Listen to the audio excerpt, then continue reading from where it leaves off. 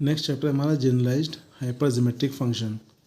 तो generalized hypergeometric function में क्या होता है कि P F Q A1, A2, dotted dash AP semi colon B1, B2 अब dotted dash BQ semi colon Z।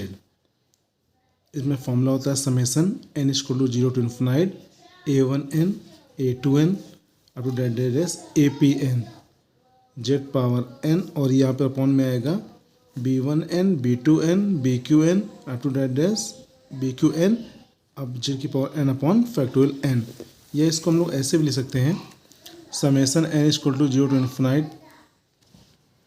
तो यहाँ पर सारे टर्म प्रोडक्ट में होते हैं, इसलिए इसको हम लोग प्रोडक्ट फंक्शन से भी नोट कर सकते हैं। तो summation n equal to 0 to infinite product function i equal to 1 to p AIN upon product function j equal to 1 to q BJ n Z power n upon factorial n। Product का means क्या होता है, ये सारे product, एक होता है summation, summation में क्या होता है सारे प्लस में लिखे जाते हैं और ये प्रोडक्ट है तो यहाँ सब प्रोडक्ट में लिखे जाएंगे। जैसे यहाँ पर i की वैल्यू 1 पुट करेंगे तो A1n, 2 पुट करेंगे A2n और डेडेड डैश p पुट करेंगे तो APn। जैसे यहाँ j इक्वल टू 1 पुट करेंगे तो B1n B2n and to dash q BQn। In particular case में क्या होता है 1F1 का मीन्स मैंने बताया था, इसका मतलब होता है एक फंक्शन ऊपर रहेगा और एक फंक्शन नीचे रहेगा। 1F1 ये न्यूमरेटर में एक फंक्शन रहेगा, एक डिनोमिनेटर में a semi colon b semi colon z। इसको टू फॉर्मूला क्या होगा समेसन n इक्वल टू 0 से इन्फिनाइट, एक टर्म ऊपर और एक टर्म नीचे, ये an अपॉन bn और z की power n upon factorial n। एक होता है 0F1 का मतलब होता है न्यूमरेटर में कोई फंक्शन नहीं होगा, डिनोमिनेटर में एक फंक्शन होगा। तो इसको कुछ नहीं है, यहाँ पे ब्लैंक है, semi colon a semi colon z। Formula होगा समेसन n इक्वल टू 0 से इन्फिनाइट 1 अपॉन an z की पावर n अपॉन फैक्टोरियल, क्योंकि 0 का मीन्स न्यूमरेटर में कोई फंक्शन नहीं है। चलिए अब आते हैं हम लोग integral representation of confluent hypergeometric function, और इनको हम लोग जो पर्टिकुलर केस पे आते हैं उन्हें कन्फ्लुएंट हाइपरजियोमेट्रिक फंक्शन कहते हैं। चलिए आते हैं integral representation of confluent hypergeometric function. तो पहले आते हैं 1F1 a semi colon b semi colon z equal to होता है gamma b upon gamma b minus a integration limit lower limit 0 upper limit 1 limit 0 to 1 t की power a minus 1 and 1 minus t की power b minus a minus 1 e की power dt और ये dt। और इसको लोग ऐसे भी लिख सकते हैं 1F1 a semi colon b semi colon z, इसको हम लोग इस तरीके भी राइट कर सकते हैं।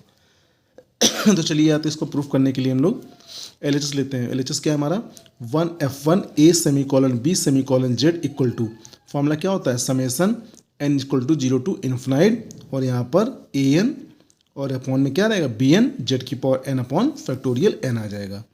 अब हम लोग an अपॉन bn की वैल्यू फाइंड करेंगे। देखिए an अपॉन bn, तो मैंने आपको एक फॉर्मूला पढ़ाया था कि गामा अल्फ़ा इक्वल टू होता है gamma alpha plus n upon gamma alpha. तो यहाँ पे an क्या हो जाएगा gamma a plus n upon gamma a और यहाँ पर हो जाएगा gamma b plus n upon gamma b।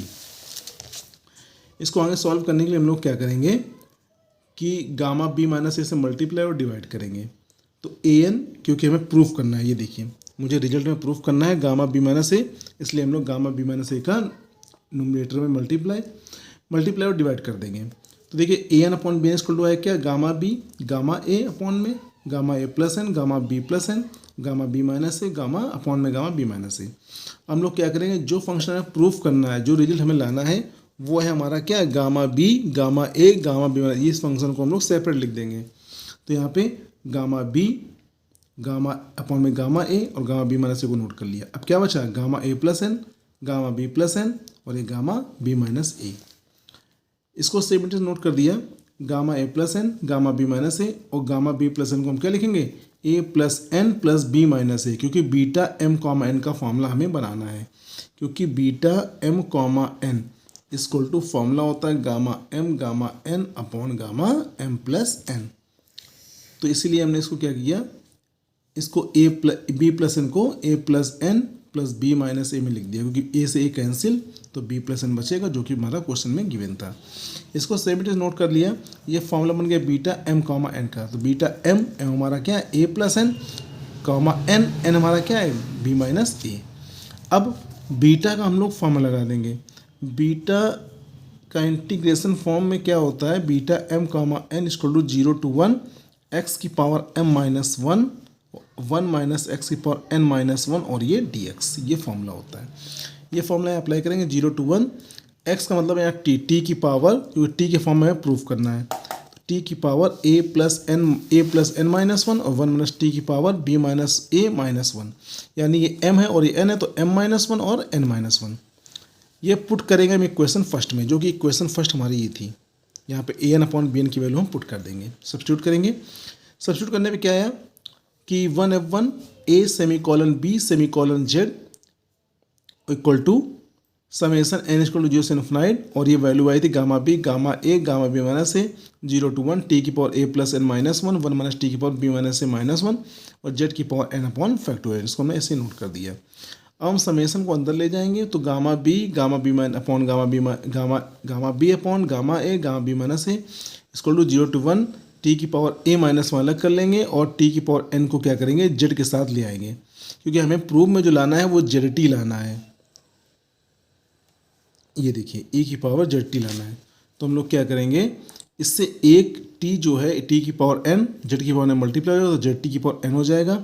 यहाँ बचेगा टी की पावर ए माइनस 1 और 1 माइनस टी की power B minus A minus 1 summation N equal to 0 से इन्फिनाइट, और यहाँ पे ई जेड टी की power n upon factorial N.